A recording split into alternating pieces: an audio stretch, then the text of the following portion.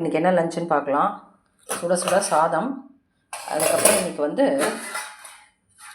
பொரிச்ச கூட்டு, 4 காய்கறி, அதாவது அவரைக்காய், மொச்சை, முன்னாடி நாள் நைட்டே ஊற வச்சுட்டு மொச்சை, ஒரு கைப்பிடி மொச்சை, அப்புறம் முருங்கைக்காய், கத்திரிக்காய் போட்டு பொரிச்ச கூட்டு. இது எப்படின்னா, காய்கறிகளோட மொச்சை, ஊற வச்ச மொச்சையும் போட்டு மஞ்சப்பொடி போட்டு வேக வச்சு எடுத்துட்டு,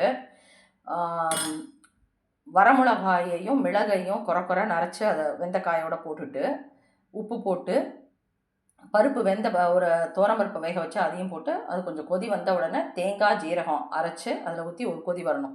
அப்புறம் தாளிக்கிறதுக்கு நெய்யில் தான் அதில் தாளிக்கணும்.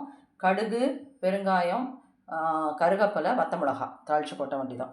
இதுதான் இது பண்ணுறது. ரொம்ப டேஸ்ட்டாக இருக்கும், ட்ரை பண்ணுங்கள். அப்புறம் அரைக்கீரை மசியல், அப்புறம் தயிர். ஏன்னா எல்லா காயும் அதுலேயே சேர்ந்துருது. 4 காய் போட்டோம் இல்லையா, மொச்சை, கத்திரிக்காய், முருங்கைக்காய் அண்ட் அவரைக்காய், எல்லாம் 4 காய் போட்டோம். ஸோ அதனால் இதிலே சேர்ந்துடுத்து பருப்போம். தேங்க்யூ.